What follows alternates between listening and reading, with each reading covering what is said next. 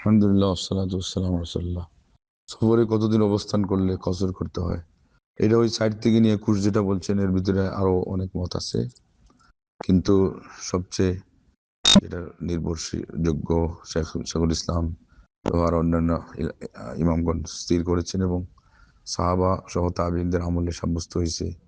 6 মাস পর্যন্ত বরফে আটকা পড়ে গেছিলেন, কেউ 1-2 বছর পর্যন্ত কোথাও গিয়েছিলেন, কসর করে গেছেন।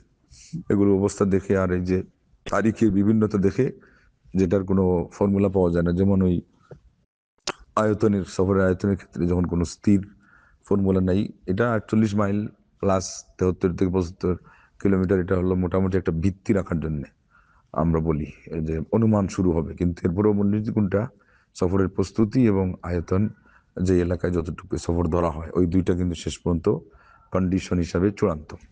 এখানে একই অবস্থা, যতদিন পর্যন্ত স্থায়ী ঠিকানা হবে না, এটা খেয়াল রাখবেন।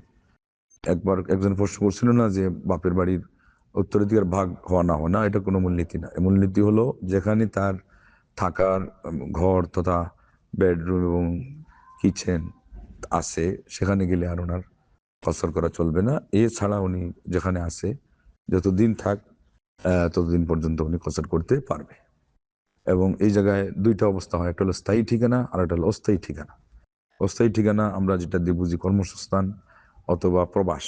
এখানে সবাই কিন্তু কি করে, সবাই নামাজ পড়া পড়ে, কেন এটা তার একটা অস্থায়ী হলো ঠিকানা হয়ে গেছে। আর বাড়িতে গেলে তো কথাই নেই, সেখানেও তার পুরা পড়া লাগে। এছাড়া যে অবস্থাটা থাকে জ্বলন্ত অবস্থা, এটা স্থির হওয়া পর্যন্ত সে যতদিন চায় পারবে।